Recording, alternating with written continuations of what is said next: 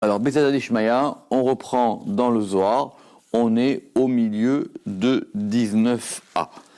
Alors, c'est effectivement assez complexe, mais si on se raccroche à notre fil directeur, on peut espérer, Bezrat Hashem, avoir une ligne. Donc, il faut surtout, dans le Zohar, c'est un principe, ne jamais perdre de vue là d'où on est parti et où on va, parce que c'est structuré, c'est pas que ce sont des digressions. On en est où? On en est à ce fameux troisième jour de la création. Donc si on reprend, ce troisième jour de la création, si on a dit que le premier jour, il est lié à la lumière, puisqu'il y a 5 fois or, il y a 5 lumières dans le premier jour. Le deuxième jour, donc or, on peut dire que c'est lié au chesed. Si le deuxième jour de la création,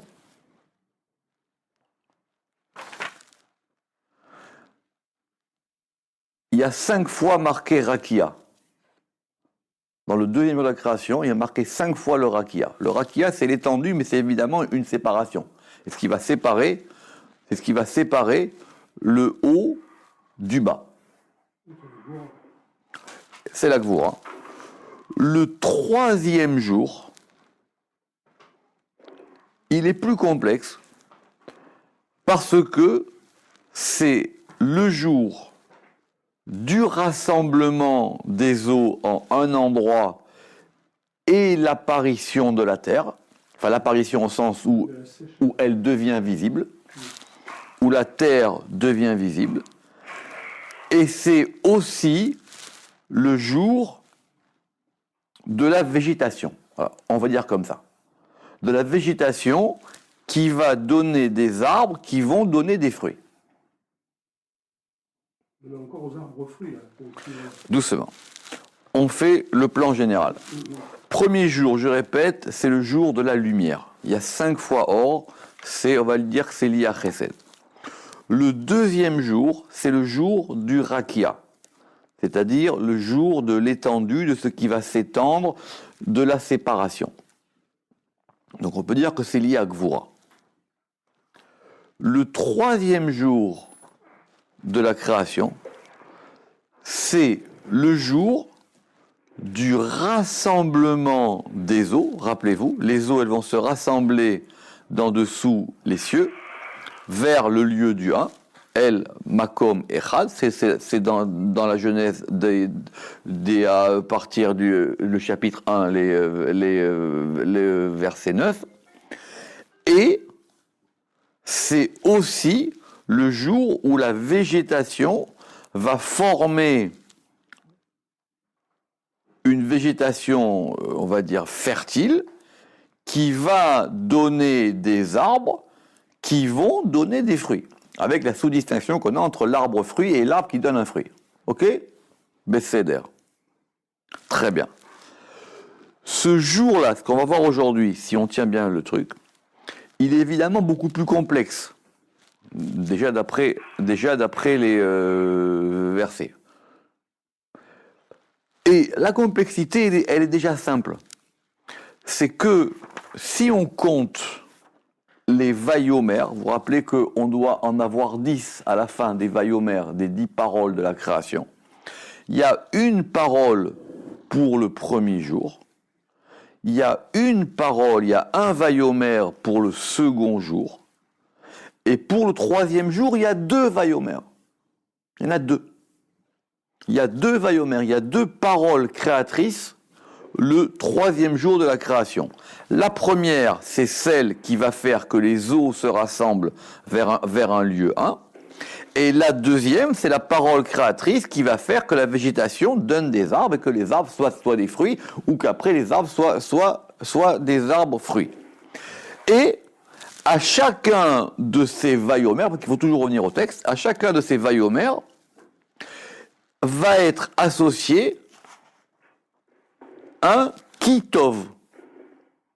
Parce que c'est pas à chaque étape de la création que il y a cette notion de kitov. Kitov, ça veut dire parce que c'est bon. D'accord? Donc le premier jour, il y avait marqué Vayar Elohim et Taor kitov. Elohim a vu que la lumière kitov, car bonne. Il n'y a pas le verbe être, mais en tout cas kitov. Le deuxième jour de la création, il n'y a pas de kitov. Il y a un vaïchen. Il en fut ainsi. A priori, peut-être qu'on ne peut pas associer le tov à la gvora. D'accord? Et dans le troisième jour de la création, je répète, on a deux vayomer, on a deux paroles créatrices, et à chacune de ces paroles est associé un kitov. D'où l'expression Pamaim kitov, le mardi, c'est le jour où c'est deux fois bon. Pamaim kitov, il est marqué deux fois kitov. Très bien. Si on voulait, et c'est là que c'est peut-être où on veut simplifier mais on complique, si on voulait associer ce troisième jour à Tiferet, on voit que ici Tiferet c'est compliqué. Parce que d'un côté, c'est de ce degré de Tiferet que va émerger la terre et le 1 qui est la Malchut. Donc il faut comprendre le lien qu'il y a entre Tiferet et Malchut. Et deuxièmement, le jour où d'où cet élément qui s'appelle la terre, parce que s'il n'y a pas la terre, il ne peut pas y avoir de végétation. Donc les deux étapes, elles sont successives. Et donc de cette terre-là va sortir une végétation, et cette végétation va sortir, comme je l'ai dit, un arbre qui va faire un arbre fruit. D'accord? Donc du coup, on voit que cet élément si on veut associer ça à Tiferet, que tel que c'est décrit dans le Maaseh Bereshit, on voit bien que c'est tout un mouvement complexe. D'accord? Ça, c'était le lieu du Pshat. Pour expliquer ça, le Zohar, évidemment, il sait bien que c'est très complexe, et donc, il nous a pris par la main, et il nous a amené vers une configuration assez complexe où on va d'une part lire attentivement les mots de la Torah. Vous vous rappelez les distinctions qu'on avait faites dans les cours précédents sur le déchet, sur le Esev, sur le Etz Peri, d'accord, sur l'arbre aux fruits, sur le Etz Ose Peri. D'accord? Et le fait que tout ça soit dû à un processus angélique. Et on est en plein là-dedans. Pour décrire ce processus angélique, d'abord, pourquoi est-ce qu'il est angélique, ce processus? Parce que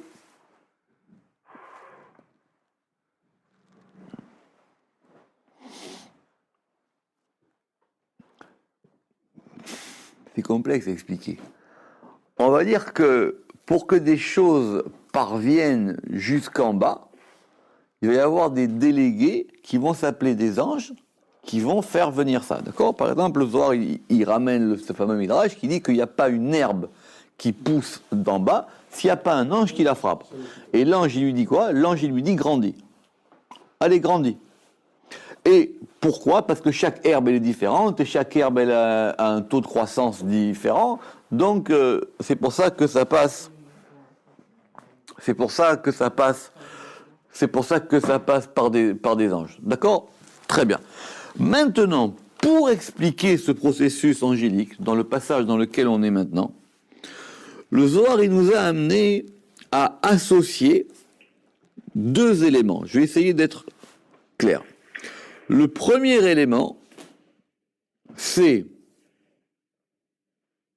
dans l'ordre, les anges, mais les anges associés aux chayot, les anges associés aux chayot, aux vivantes du chariot.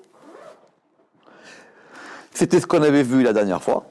Et sous une configuration particulière qui n'est pas celle du chariot d'Ézéchiel, mais celle du chariot que décrit le roi David, qui est un chariot particulier, qu'on avait vu par ce fameux vocable de Shinan. D'accord? Vous vous rappelez? Shin, Nun, Aleph, Nun. Et à cette configuration du Shinan, c'est pas la même que celle d'Ézéchiel.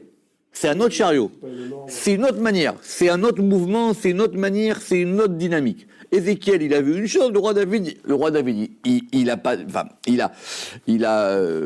a donné par allusion une autre manière de voir les choses, puisque c'est justement sur un mot, d'accord, c'est sur un mot des Teilim, et auquel on a associé, et c'était la difficulté de la dernière fois, auquel on a associé, et c'était la question qu'on avait, auquel on a associé le trône.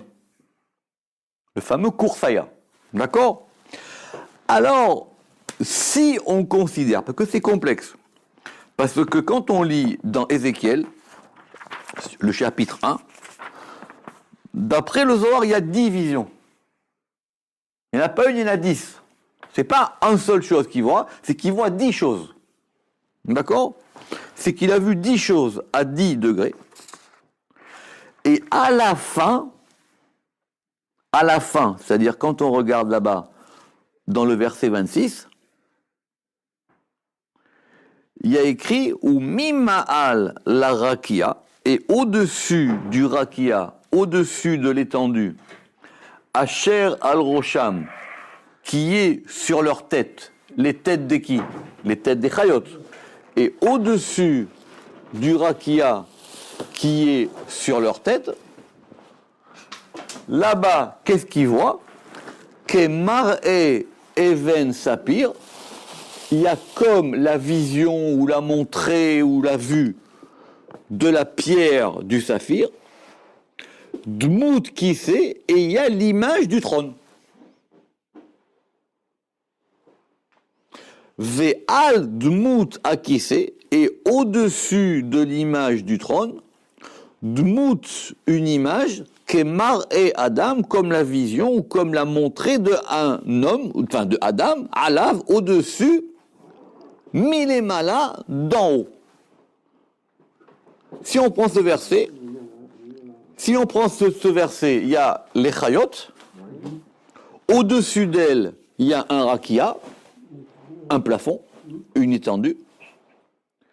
Ce rakia, il est sur la tête des Chayot. On lit ce qui est marqué dans le verset 1. Comme s'il était posé. Exactement. Donc il y a un plafond, et au-dessus, et ça ressemble, c'est comme la montrée de la pierre, d'une pierre d'un saphir. Ok. Qu'est-ce qui est comme un saphir?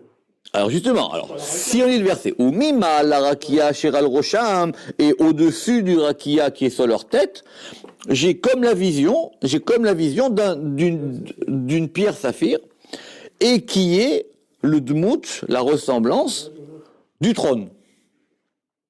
Ve'al dmout akise, et au-dessus de la ressemblance du trône, dmout, la ressemblance d'un Adam. D'accord? Marie Adam. Est-ce que ça, c'est la même vision que la première vision du début du chapitre? C'est une autre question. D'accord? Ça, ce premier chapitre d'Ézéchiel, il faut le faire à la loupe et au microscope. Hein? Pas tout à fait pareil. Mais par rapport au monde qu'on avait vu avant, Et au-dessus de tout ça, on a Maré Adam, on a la vision de Adam. Évidemment, il y a aussi un Adam parmi les 4 vivantes, parmi les Arba Chayot. D'accord? Très bien. Alors c'est quoi, c'est Adam Kadmon, celui-là? Il s'appelle Adam. Et pour le moment, on ne sait pas si c'est le premier ni le dernier. On ne sait pas. Il s'appelle Adam. D'accord? Il s'appelle Adam. Donc, maintenant, je reprends. Le Zohar, il nous prend par la main, et pour expliquer cette chose aussi complexe que la végétation qui doit produire des arbres qui font des fruits ou des arbres fruits, on a besoin de décrire un processus angélique très complexe. Ce processus angélique, il est, et c'était ça le point, il est lié au trône. D'accord? Il est lié au trône. De quel chayot, dans quel monde, de quel trône, on n'en sait rien. Mais ce qu'on sait assurément, c'est qu'à la fin, ça doit faire sortir des pommes. D'accord ? C'est qu'à la fin, on doit faire sortir des pommes. Alors c'est là où on va reprendre. D'accord ? Maintenant, pour rendre la chose, pour rester dans le texte, on avait dit que on prend toujours, vous vous rappelez, ces 4 rayot, donc on a le shor, on a le, vous vous rappelez, on a le shor, on a le harrier, on a le necher, on a le bœuf, on a le lion, on a le necher et on a le adam. Et il va y avoir un mouvement entre ces 4 rayot là qui va former les premiers mots de la prière qui est Ael, Agadol, Agibor, Ve'anora. D'accord ? Notez juste que Nora, alors que ça veut dire terrible, redoutable, eh bien c'est lié à Tiferet. Parce qu'il y a un degré dans Tiferet qui est lié à ce Nora-là. Mais, donc tout ça, c'est pour avoir cet élément-là qui s'appelle le Shinam. Alors maintenant, ces chayot, c'était le cours de la dernière fois, elles vont se regarder avec différents mouvements, elles vont se regarder avec différents mouvements, et on veut que ce mouvement, par taux d'impression successive, et ce qu'on va voir maintenant, il nous amène à des noms, et que ces noms, ils fassent sortir la végétation de la terre. Voilà à peu près le schéma général. On reprend. Kursaya. Kad salka reshima be'arba diyuknin ilin. Donc le Kursaya, le trône. Kad salka reshima. Quand va s'élever l'inscription? Parce qu'effectivement ici, on a les 4 degrés. Vous vous rappelez de l'inscription, la chakika, la gravure, la chatsiva, etc. Be'arba diyuknin. Dans ces 4 images, Ilin arba shema'an ilain, ces 4 noms supérieurs. Natlin et An Kursaya, on avait vu ça la dernière fois, ils prennent ce trône. Ve Kursaya itkalil beu, et le trône, il est totalisé en eux. Ad denakta, jusqu'à ce que ça prenne. Ve lakta, et que ça recueille. C'est ça, le likout. Le likout, c'est le recueil, hein, même un recueil de poésie, exactement. Inun, inugin ve kisufin, alors c'est inugin et c'est kisufin. Alors, a priori, un inug, c'est une délectation, et kisufin, ce sont un désir. Le Rama qui dit que inug, c'est oneg, et que oneg c'est lié aux 3 premières séphirotes, et que kisufin c'est lié aux 7 séphirotes inférieures. Qui vendent des lactines, inun, inugin, ve kisufin, et puisqu'il... Quelle est la différence? C'est un plaisir aussi, hein. C'est plus bas. Ça vient de c'est un désir. C'est un désir. Le inug, c'est plus une délectation. Narta, ça va descendre. Et c'est ça qu'on veut. Malia, ça va descendre, plein. Qui ilana de malé anpin, comme un arbre qui est rempli de branches. Les cholstar de chaque côté. Ou malia ivin, et qui est plein de fruits ou de baies, B-A-I-E-S. Oui. Qui van denarta, et puisqu'il descend, Nafkin, Ilin, Arba, Diyuknin, elles prennent ces 4 formes ou ces 4 images, ou Metsairin, et elles vont être formées, Betsiureu, et elles vont être formées dans leur forme qui sont glyphées. Pourquoi? Parce qu'avant c'était juste gravé, c'était juste imprimé. Donc ça va descendre de niveau et de niveau d'impression jusqu'à ce que maintenant ce soit glyphé. Évidemment, parce que nous, ce qu'on veut, c'est quand même descendre sur terre. On veut qu'à la fin, il y ait un arbre qui donne des pommes. Minaharin, netzitsin ou netzutsin. Et donc, elles illuminent d'étincelles. Alors, on a soit mélaatine ou mélactine. On a les deux versions. Alors, mélactine, ça veut dire qu'elle recueille. Et mélaatine, ça veut dire qu'elle flamboie.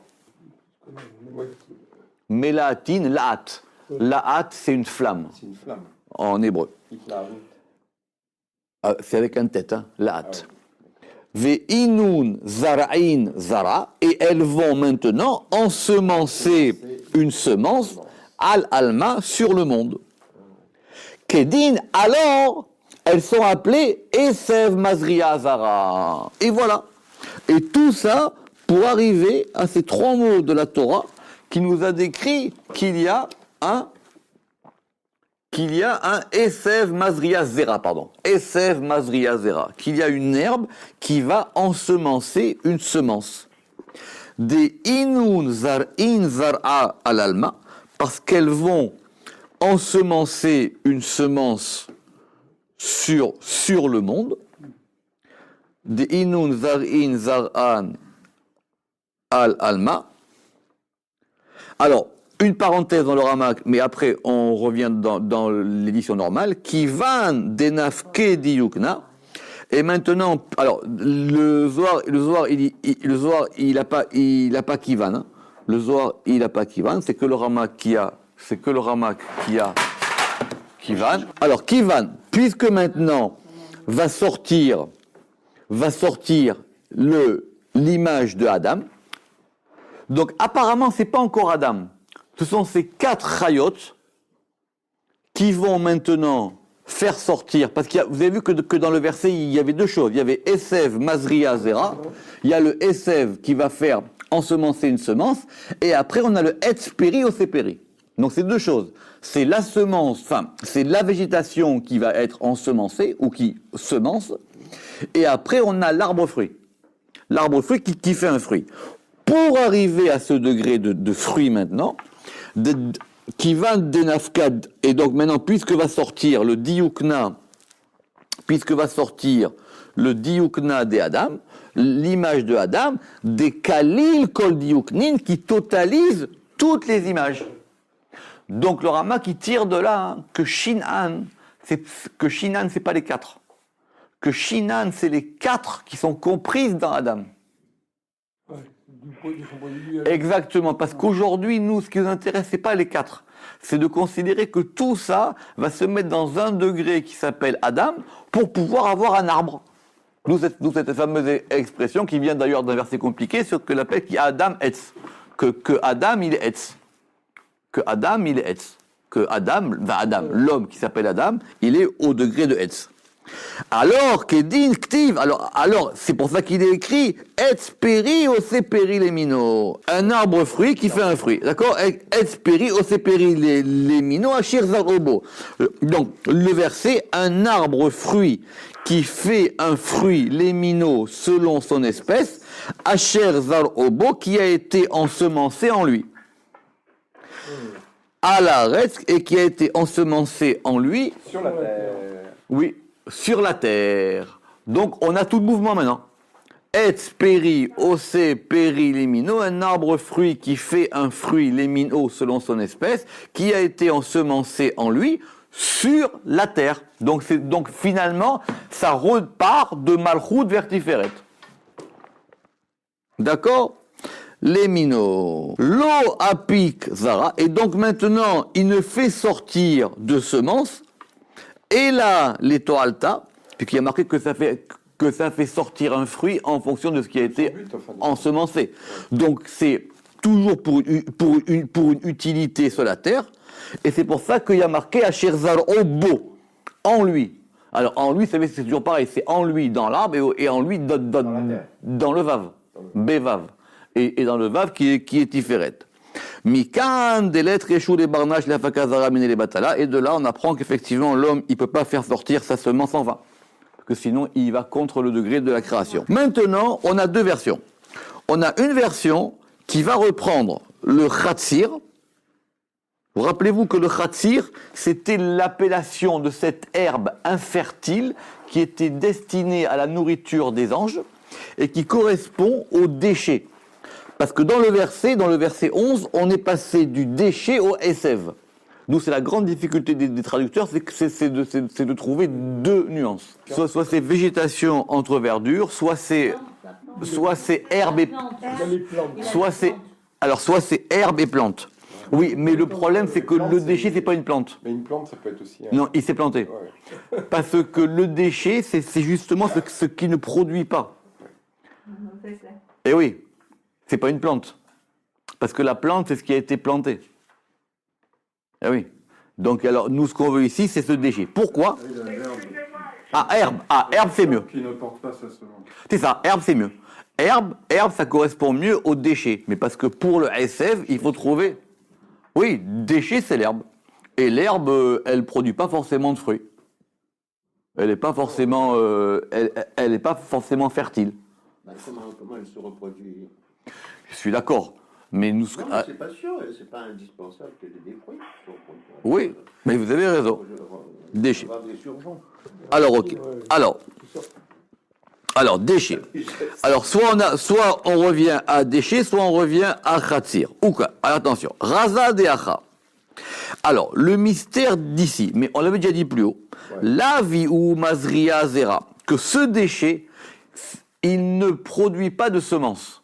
Il n'est pas ensemencé par une semence. Ou berinkar idbatla. Et à cause de ça, idbatel, il est annulé. Mais il n'est pas annulé. C'est-à-dire, ça veut dire qu'il ne produit pas de fruits par rapport à la création, mais il est quand même là. Ok. Vela kaima bekiyuma. Et il ne se maintient pas dans un maintien, keane acharanin comme les autres. C'est plus éphémère, on va dire. Et rappelez-vous que ça, on avait dit que c'était la nourriture de ces anges qui étaient du mauvais côté. C'est-à-dire, ils étaient nourris par ça. Des letle diyukna, parce qu'il n'y a pas d'image, les itztaira. Alors, les itztaira les itztaira, oui, c'est ça, pour être formé. D'accord, c'est tsiour, d'accord. Les itztaira pour être formé, ou les idglafa et pour être glyphé, bediyukna vetsioura dans une image et dans une forme. Autrement dit, c'est pas formé, quoi. Comme ça ensemence pas, ça a pas vraiment de forme, klal du tout. Et là, ithazan vela ithazan, mais simplement ça c'est donné à voir et ce n'est pas donné à voir. Kol inun de la itztairu betsiura, tous ceux qui n'ont pas été formés dans la forme, bediyukna dans une. Alors c'est soit bediyukna, soit c'est vediyukna. On a les deux versions, d'accord. Et alors bediyukna, alors je reprends. Itztairu, les itztaira vele idglafa. Bediyukna vetsiura klal, et la ithazan, vela ithazan, kol inun de la itztairu, betsiura vediyukna, c'est-à-dire dans une forme et dans une image, let lun kiyuma, et donc ils n'ont pas de maintien, kaime les pum sha'ata, et donc ils sont éphémères, ils ne se maintiennent que pour une heure. Oui. Ve'itachilu be'esha, et ils sont mangés par le feu. Rappelez-vous que les anges sont les créatures de feu, effectivement, et ils sont mangés par le feu. Des achla, qui les mangent. Alors, des achla esha, et ça c'est dans le Zohar, mais le Ramak, lui il a be'esha, des achla, lui il n'a pas be'esha. Ou me'aderan qui me dit le kamine, et il retourne comme auparavant, vechen bechol yoma, et ainsi chaque jour. Alors là, pour le moment, aussi, dans leur lieu, ça peut être ça se renouvelle à chaque fois. Ok. Avant, Alors, maintenant, on va rentrer dans le Zohar pour nous expliquer ça. Il va nous dire des choses impressionnantes. Tachazé. Alors maintenant, si tu veux comprendre cette chose-là, tachazé, je vais te montrer quelque chose. Tachazé, ça veut dire viens voir. Ok. Tachazé. Barnache. un homme, les tata, en bas. Donc on prend monsieur d'en bas. Itle diukna vetsiura. Il a une image et il a une forme. D'accord? C'est ce tselem et ce dmout divin. Vela viu de kiyuma. Et il n'est pas dans un ou bekiyuma ou dekiyuma, ça dépend des deux. Achik et gavna delela, et il n'est pas comme le modèle d'en haut. Ah oui, un homme en bas, il ne ressemble pas à ce qui se passe en haut. Kegavna, monsieur, c'est bon, ça dépend des versions. Mais nous, on a Kegavna de Ane delela, pas dans le Ramak.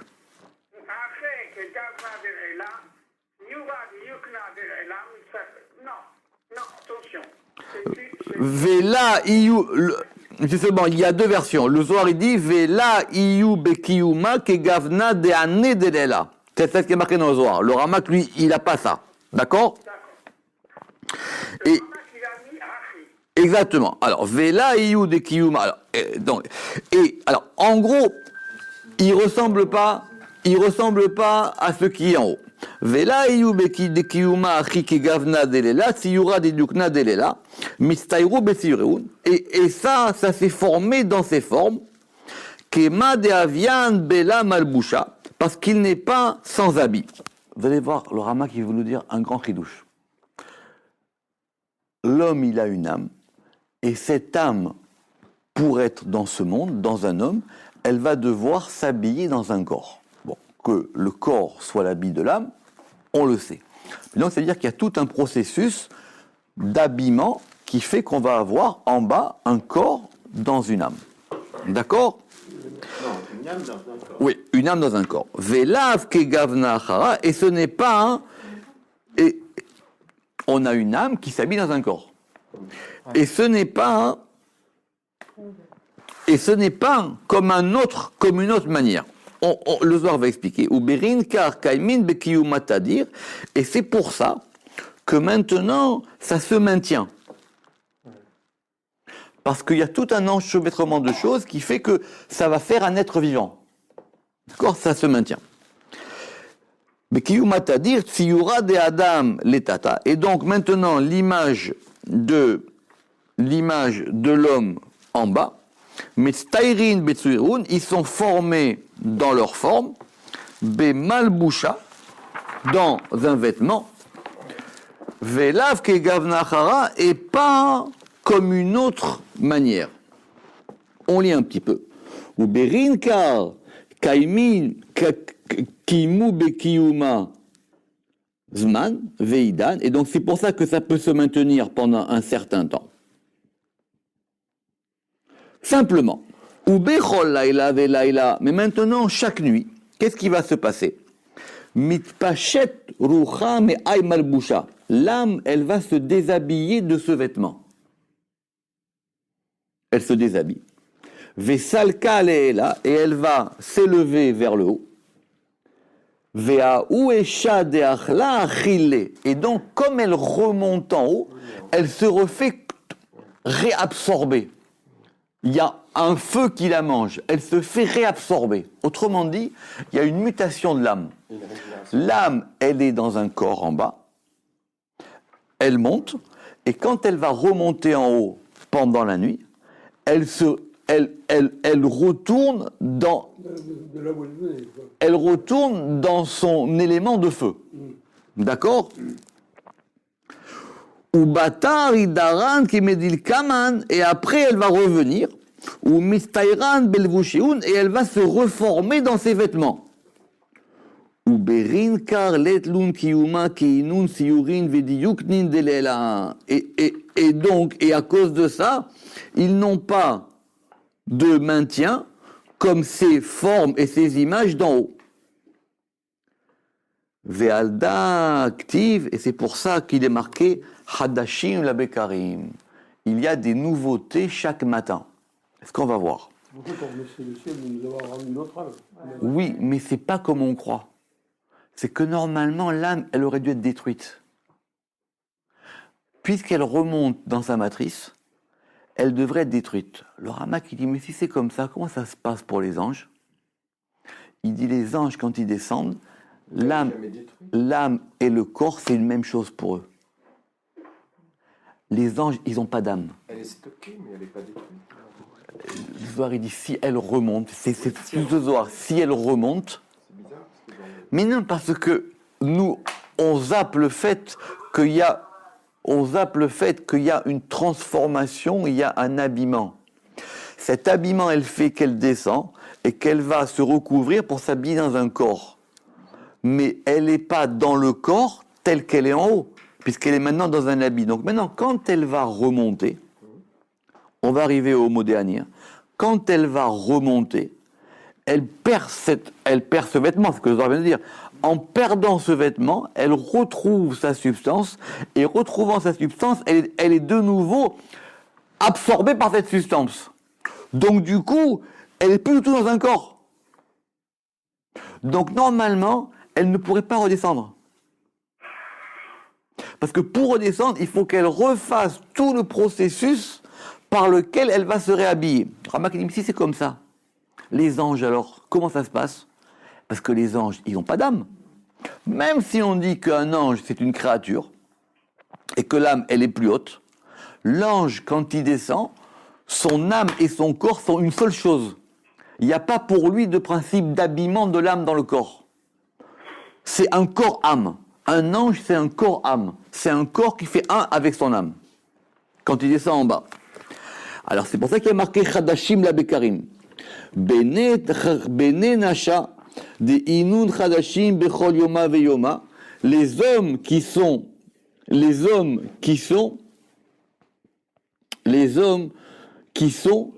nouveaux chaque matin. Alors pourquoi est-ce que c'est marqué dans la suite Rabba Emunatecha, elle est grande ta fidélité. D'accord? C'est la suite. Pourquoi c'est marqué là-bas? Elle est grande ta finalité. Maïtahama, ta fidélité. Et on est passé à la page 19b.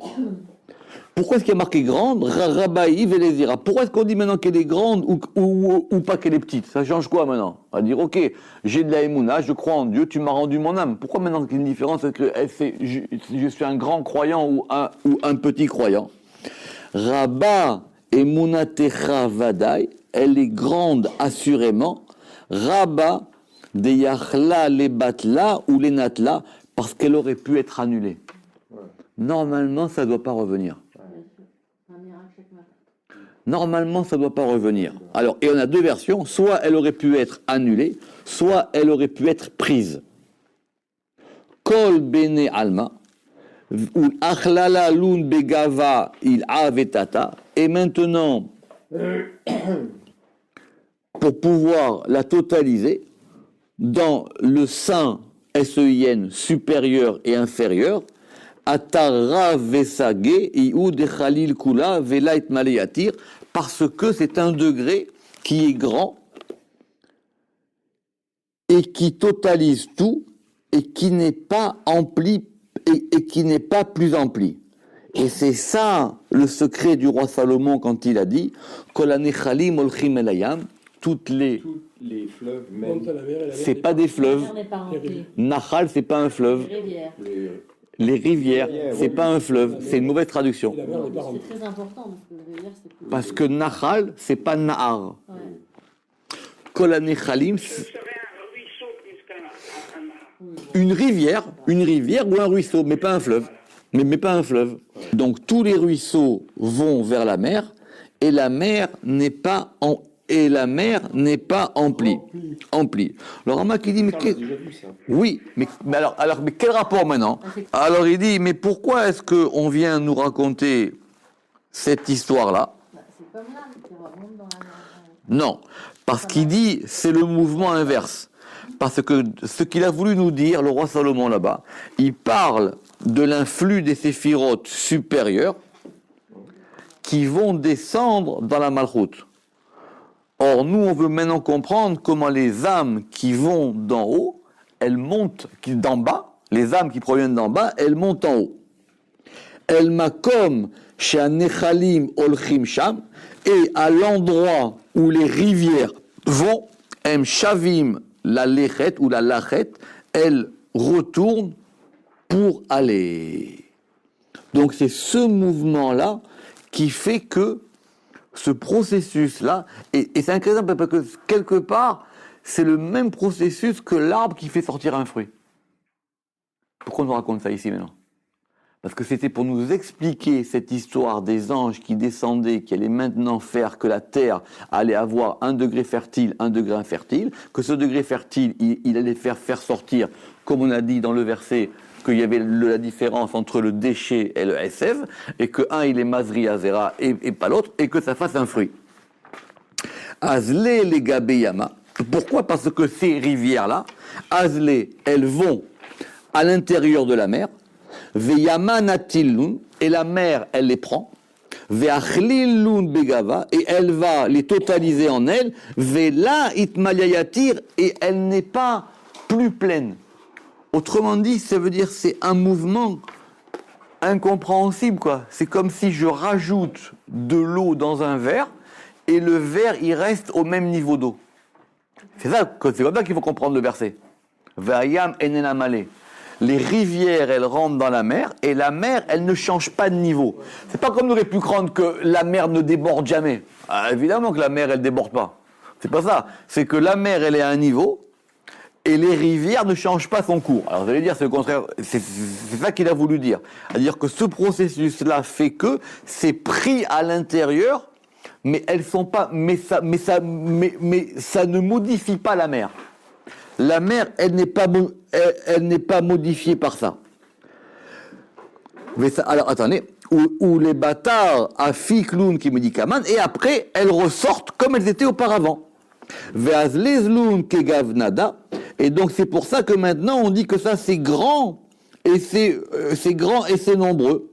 Et c'est ça I emuna techa, parce que ce degré de la emuna qui est le degré de la malchut, qui est le degré de la fidélité, il est grand parce qu'il accueille tout en lui et cela ne le exactement. Kalil kula ve'achilun, et effectivement il les absorbe. Et il n'est pas vélo itmalia yatir, et il n'est pas plus rempli. Ou meadarloun qui medil kamin, et il va les renvoyer comme auparavant. Ve'inun chadashin be'alma bechol yoma ve'yoma, et ils sont neufs dans le monde chaque jour. C'est ça le Bereshit Rabba Emunatecha. Juste entre parenthèses, c'est dans le Harizal, il n'y a pas de kavana là-dessus. C'est intéressant. Il n'y a pas de kavana sur le mot Déani. Pourquoi? Je ne sais pas. C'est pas marqué dans Shara Kavanot. Il n'y a pas de kavana sur le mot Déani. Apparemment, c'est une prière qui était... Bon, bref. Donc, il n'y a pas de... Mais en tout cas, ici, le Zohar, on a une preuve du Zohar quand même, qu'il y a quelque chose là-dessus. Ça veut dire qu'effectivement, cette âme, normalement, elle devrait être assimilée. Alors, vous allez dire, mais comment on parle donc du coup, c'est quand elle remonte dans la malchoute d'en haut.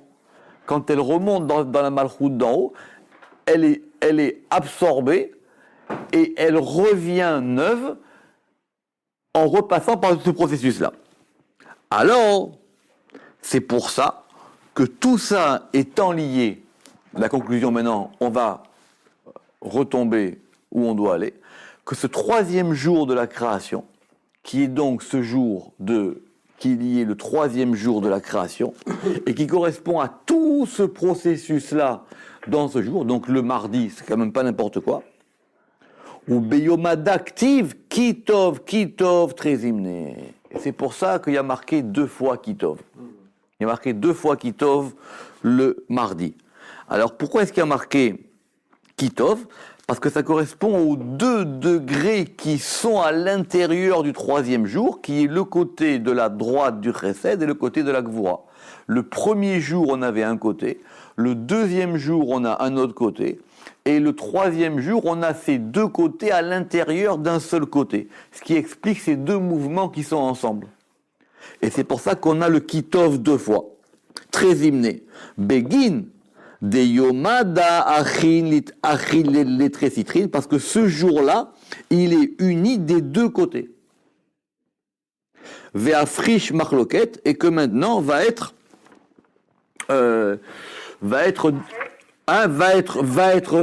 séparé, que maintenant va être séparé la discorde. qui était la discorde du deuxième jour. Amar les Haï Sitra Kitov, parce qu'on dit à toi, t'as raison. Veaskim Benaïou, et il y a un accord entre les deux. Attendez, justement, Kitov, Veamar les Haï Sitra Kitov, ou Alza. Et ici on a les deux. Pourquoi? Parce qu'on dit à tout le monde, t'as raison. Le Ramak, il n'a pas cette version, mais le Zohar, il a cette version. Amar les Haï Sitra Kitov, ou Haï Sitra Kitov. On dit à ce côté, c'est bien, et on dit à l'autre côté, c'est bien. C'est comme ça que la dispute, elle s'arrête. Un, il dit j'ai raison, un, il dit t'as tort. Alors, ça, c'est la dispute, d'accord? Alors, le fait d'arrêter la dispute, c'est de dire, toi, t'as raison et toi, t'as raison. Mais comme c'est pas de la diplomatie, pour que tout le monde ait raison, il faut que tout ça, ça rentre dans un seul lieu. C'est ça le makom echad. Le Ramak, il a qu'un seul kitov dans son Zohar. Ouais, parce que lui, il a Amar les Haï Sitra Kitov, Veaskim Benaïou. Mais alors que le Zohar, il dit Amar les Haï Sitra Kitov, ou le Haï Sitra Kitov, ce qui est plus clair. Et donc il a dit à ce côté Kitov, parce que c'est bon, et à ce côté Kitov, Veaskim Benaïou, et donc du coup maintenant, ils sont d'accord entre eux. Retenez ça. Il faut dire à tout le monde, t'as raison. Ouais. Ça c'est bien. Mais l'idéal, c'est que ces deux raisons, elles rentrent dans un. Ouais. Ou Berinkar, idbe trezimnin vayomer. Et à cause de ça, il y a marqué deux fois, dans ce troisième jour de la création, il y a deux fois vayomer. Il y a deux paroles créatrices le mardi. Il y en a une, il y a un vayomer le dimanche, il y a un vayomer le lundi, mais le mardi, il y en a deux. Parce que dans ce jour-là, il y a 2 degrés de Vayomer, il y a 2 degrés de Kitov. Je vous rappelle, le premier Vayomer, c'était le Vayomer qui concernait que les eaux vont dans un seul endroit. Et le deuxième Vayomer, c'est celui qui va faire sortir la végétation. Donc on a un Kitov et un Kitov. Mistama que quoi? Mistama que le premier Vayomer, quand on a dit que les eaux se rassemblent dans un seul endroit, celui-là, il est du côté de Gvoa. Et le deuxième Vayomer, quand on a dit que maintenant ça fasse sortir un arbre, fruit, il est du côté de Chesed, mais les deux ne vont faire que un. C'est compliqué. Vayomer, le mystère du nom des 4 lettres, Gelifan qui sont glyphés, Mehakekan qui sont gravés, Salik et ça va s'élever. Alors, Raza, dit Shima, de Arba, Advan, Gelifin, et donc ça, c'est le mystère du nom des 4 lettres qui sont glyphées. Oui. Alors, soit on a Mehakekan ou Mehakeka, c'est-à-dire gravé, Salik, et ça va s'élever, les Trissar, Advan, et ça va s'élever à 12 lettres. Ouais. Be'arba, Diyuknin, qui vont correspondre aux 4 formes, ou aux 4 images, donc on revient à nos 4 rayotes. Be'arba Citrin dans 4 côtés. Rachim al-Kursaya Kadisha et qui est inscrit, si on suit ce Zohar, toute cette histoire-là, elle va nous amener à la fin à un nom. Elle nous amène à un nom. Et c'est un nom de 12 lettres. C'est quoi ce nom de 12 lettres? Et d'après le Zohar ici, on a dit que ce nom de 12 lettres, il était dispatché dans 4. Donc, a priori, ça fait 4 fois 3. Ce qui n'est pas pareil que 3 fois 4. D'accord? Ça, les Tikkun HaZohar, c'est assez compliqué. Mais on va dire que nous, on connaissait des tas de noms, mais il y a un nom très spécial qui s'appelle le nom de 12 lettres. D'accord? Ce nom de 12 lettres, dans les Tikkun HaZohar, c'est pour ça qu'on fait Hachem Meler, Hachem Malar, Hachem Imlor. Parce que ça fait 3 fois 4, 12. Le Tikkun HaZohar, il dit là-bas, celui qui connaît le secret de ce nom-là, toutes ses prières, elles passent direct. Bon, vas-y. J'en sais pas plus. Pour le moment. Pour le moment, ça viendra. Mais donc, on a 3 fois 4 lettres. Toute la difficulté, c'est comment est-ce qu'on va les combiner, ces 3 fois 4 lettres, et surtout, comment on va les ponctuer.